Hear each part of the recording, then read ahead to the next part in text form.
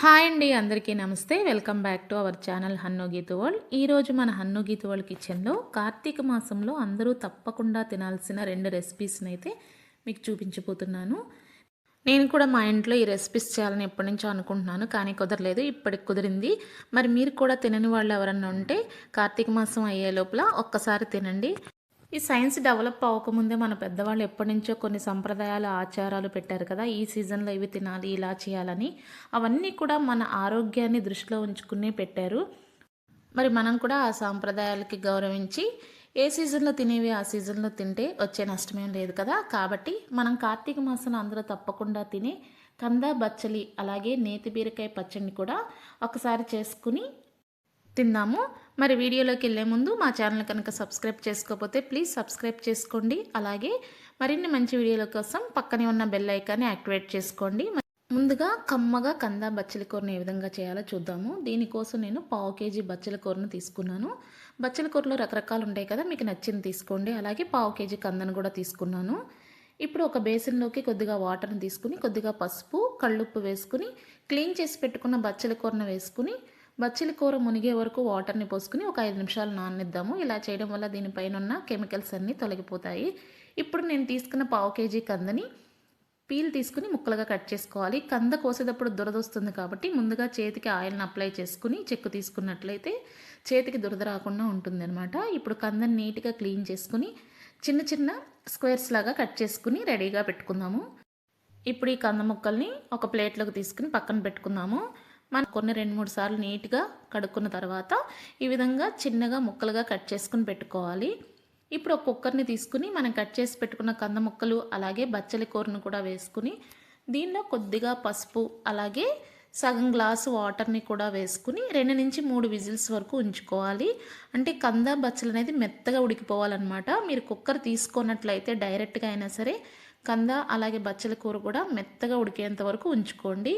ఈ కంద ఉడికే లోపల మనం చింతపండు నానబెట్టుకున్నాము. దీనికోసం చిన్న నిమ్మకాయ సైజ్ అంత చింతపండు తీసుకుని క్లీన్ చేసుకుని హాట్ వాటర్ని పోసుకుంటున్నాను. నేను టైం లేనప్పుడు ఇలా హాట్ వాటర్ని పోసుకుంటాను, త్వరగా నానిపోతుంది.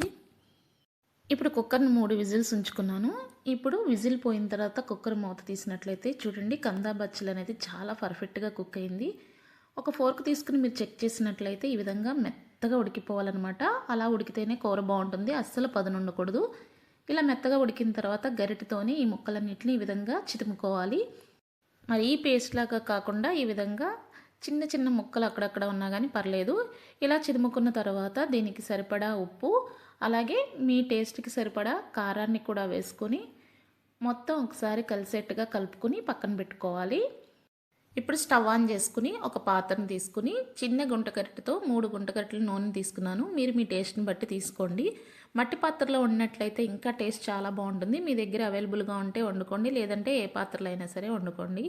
నూనె వేడైన తర్వాత 1 టేబుల్ స్పూన్ పచ్చిశనగపప్పు, 1 టేబుల్ స్పూన్ సాయమినపప్పు, కొద్దిగా ఆవాలు, జీలకర్ర, ఒక ఎండుమిరపకాయ ముక్క అలాగే 2 పచ్చిమిర్చిని ముక్కలుగా చేసుకుని వేసుకుని కొద్దిగా చిటపట్లాడిన తర్వాత కొద్దిగా కరివేపాకు అలాగే ఒక చిటికెడు మెంతులు, మీకు ఇష్టం ఉంటే కొద్దిగా ఇంగువను కూడా వేసుకుని తాలింపు వేగిన తర్వాత మనం ముందుగా రెడీ చేసి పెట్టుకున్న కంద బచ్చలి మిశ్రమాన్ని వేసుకుని ఇలా తాలింపుతో పాటు 2 నిమిషాలు మగ్గించుకున్న తర్వాత మనం ముందుగా రెడీ చేసి పెట్టుకున్న చింతపండు గుజ్జును కూడా వేసుకుని కూరంతా ఒకసారి గరిటెతో కలుపుకొని 5-7 నిమిషాల వరకు మీడియం ఫ్లేమ్లో దీన్ని ఉడికించుకోవాలి.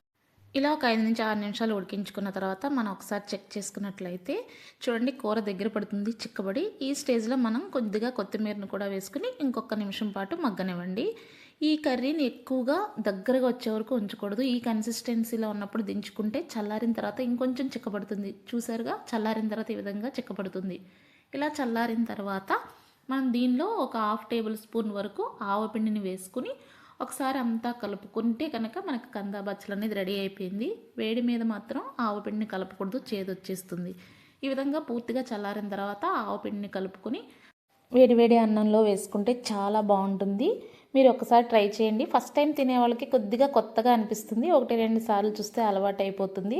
ఈ కంద బచ్చలి చేసిన వెంటనే కన్నా సాయంత్రానికి చాలా బాగుంటుంది. అంటే ఊరే కొద్దీ దీని టేస్ట్ అనేది పెరుగుతుంది. కాబట్టి వేడి మీద కాకుండా చల్లారిన తర్వాత వేసుకుని తినండి, చాలా అంటే చాలా బాగుంటుంది.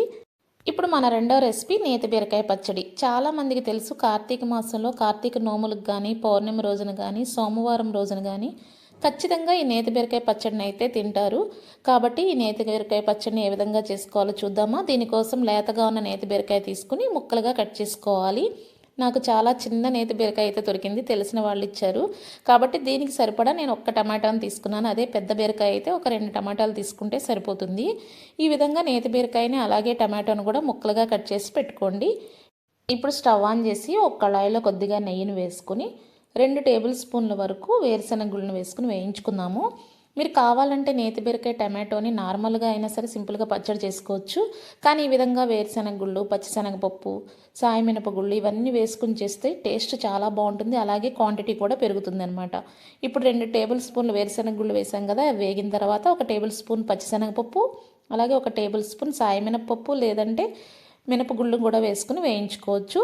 ఇప్పుడు వీటిని సైడ్కి ఒక గిన్నెలోకి తీసుకుని ఇదే ఆయిల్లో ఒక 4 నుంచి 5 పచ్చిమిర్చి ముక్కలుగా చేసుకొని వేసుకోండి. అలాగే ఒక 4 ఎండుమిర్చిని కూడా వేసుకోండి. ఇలా రెండూ కలిపి వేసుకోవడం వల్ల పచ్చడి టేస్ట్ అనేది చాలా బాగుంటుంది. మీరు కావాలంటే సింగిల్గా పచ్చిమిర్చినైనా వేసుకోవచ్చు, లేదంటే ఎండుమిరపకాయలతో కూడా చేసుకోవచ్చు. ఇవి కూడా వేగిన తర్వాత పక్కకు తీసుకుని అదే ఆయిల్లో మనం కట్ చేసి పెట్టుకున్న నేతి బీరకాయ ముక్కలు అలాగే టమాటోలను కూడా వేసుకుని మూత పెట్టుకుని ఒక 5 నిమిషాలు మగ్గనించుకోవాలి. ఇలా నేతి బీరకాయ ముక్కలు చేసేటప్పుడు దీనికి పీల్ తీయాల్సిన అవసరం లేదండి, పీల్తో సహా వేసుకోవచ్చు. ఇలా 5 నిమిషాలు మగ్గిన తర్వాత మనం కొత్తిమీర కాడలు ఉంటాయి కదా, కొత్తిమీర ఆకులను గిల్లుకొని కాడలు ఉంటాయి కదా, ఆ కాడలు వేస్ట్ చేయకుండా ఇలా మనం రోటి పచ్చడిలో వేసుకున్నట్లయితే చాలా టేస్ట్గా ఉంటుంది. ఒక గుప్పెడు కొత్తిమీర కాడలు అలాగే చిన్నగా ఖర్జూరం పండు అంతా చింతపండు వేసుకుంటే సరిపోతుంది. ఎక్కువ చింతపండు పట్టదు, ఆల్రెడీ మనం టమాటో వేసుకున్నాం కదా. కాబట్టి ఈ చింతపండు కూడా వేసుకున్న తర్వాత ఒక చిటికెడు పసుపు వేసుకుని గరిటతో అంతా కలిసేట్టుగా కలుపుకున్న తర్వాత ఇంకొక 2 నిమిషాలు దీన్ని మగ్గనివ్వండి. మరి అడుగంటే వరకు మగ్గనివ్వద్దు, అప్పుడు పచ్చడి టైట్ అయిపోతుంది. కొంచెం ముక్కలు మెత్తబడితే సరిపోతుంది. మనం చూడండి ఈ విధంగా మనకి ముక్కలు మెత్తబడినాయి కదా, మెత్తబడినాయో లేదో చెక్ చేసుకున్న తర్వాత స్టవ్ ఆఫ్ చేసేసుకుని వీటిని చల్లారనిద్దాము. ఇప్పుడు మిక్సీ జార్లో ముందుగా మనం వేయించి పెట్టుకున్న పప్పులు అలాగే పచ్చిమిర్చి ఎండుమిర్చిని కూడా వేసుకుని రుచికి తగ్గ ఉప్పు అలాగే కొద్దిగా జీలకర్ర వేసుకుని మిక్సీ పట్టుకోవాలి. నేను కార్తీక మాసం కాబట్టి వెల్లుల్లిని యూజ్ చేయట్లేదు, మీరు కావాలంటే వెల్లుల్లి కూడా వేసుకోవచ్చు. ఈ విధంగా మిక్సీ పట్టుకున్న తర్వాత మనం చల్లార్చుకున్న నేతి బీరకాయ అలాగే టమాటో మిశ్రమాన్ని కూడా వేసుకుని ఒకసారి అంతా గరిటతో కలుపుకుని ఈ కన్సిస్టెన్సీలో మనం గ్రైండ్ చేసుకోవాలి. మరీ గట్టిగా ఉండకూడదు, మరీ లూజ్గా ఉండకూడదు. ఒకవేళ మీకు పచ్చడి గట్టిగా అనిపిస్తే కొద్దిగా హాట్ వాటర్ని వేసుకుని ఈ కన్సిస్టెన్సీలో ఉండేట్టుగా వేసుకుంటే సరిపోతుంది. ఇప్పుడు మనం దీనికోసం పోపు పెట్టుకుందాము. స్టవ్ ఆన్ చేసి ఒక కళాయిని తీసుకుని మీ టేస్ట్కి సరిపడా ఆయిల్ని వేసుకుని 1 టేబుల్ స్పూన్ పచ్చిశనగపప్పు, 1 టేబుల్ స్పూన్ సాయి మినపప్పు, 2 ఎండుమిర్చి ముక్కలుగా చేసుకుని వేసుకోండి. అలాగే కొద్దిగా ఆవాలు, జీలకర్ర, కరివేపాకును కూడా వేసుకుని తాలింపు వేగిన తర్వాత మీకు ఇష్టం ఉంటే కొద్దిగా ఇంగువను కూడా వేసుకుంటే చాలా టేస్ట్గా ఉంటుంది. ఇంగువ నచ్చిన వాళ్ళు స్కిప్ చేసేయచ్చు. ఇలా పచ్చడి తాలింపులో ఇంగువ వేసుకుంటే టేస్ట్ చాలా బాగుంటుంది కాబట్టి నేను కొంచెం ఇంగువ వేసుకున్నాను. ఇంగు కూడా వేసుకున్న తర్వాత మనం ముందుగా గ్రైండ్ చేసి పెట్టుకున్న ఈ నేతి బీరకాయ పచ్చడిని కూడా వేసుకుని 1 నిమిషం పాటు ఈ వేడి నీళ్ళలో కలుపుకుంటే రుచి అనేది చాలా బాగుంటుంది. ఇంతేనండి, నేతి బీరకాయ పచ్చడిని ఇలా సింపుల్గా చేసుకుని తింటే వేడి వేడి అన్నంలో కొద్దిగా నెయ్యి వేసుకుని తిన్నారంటే మళ్ళీ మళ్ళీ చేసుకుంటారు, అంత బాగుంటుందన్నమాట. డైరెక్ట్గా నేతి బీరకాయ టమాటో కన్నా ఈ విధంగా కొద్దిగా పప్పులను కూడా వేసుకుని చేసుకుంటే టేస్ట్ చాలా బాగుంటుంది. నేతి బీరకాయ పచ్చడిని చూస్తుంటేనే నోట్లో నీళ్ళు ఊరుతున్నాయి కదా, మరి ఎందుకు ఆలస్యం, మీరు కూడా ఒకసారి నేను చెప్పిన పద్ధతిలో ట్రై చేసి చూడండి, చాలా బాగుంటుంది. మరి ఈ కార్తీక మాసం అయ్యే లోపల కమ్మని కందా బచ్చలి అలాగే నేతి బీరకాయ పచ్చడిని కూడా ఒక్కసారి మీరు కూడా చేసుకుని తినండి. అలాగే మా రెసిపీస్ మీకు నచ్చినట్లయితే మా ఛానల్ని సబ్స్క్రైబ్ చేసుకొని షేర్ చేసి లైక్ చేసి కామెంట్ చేయండి. Thank you for watching.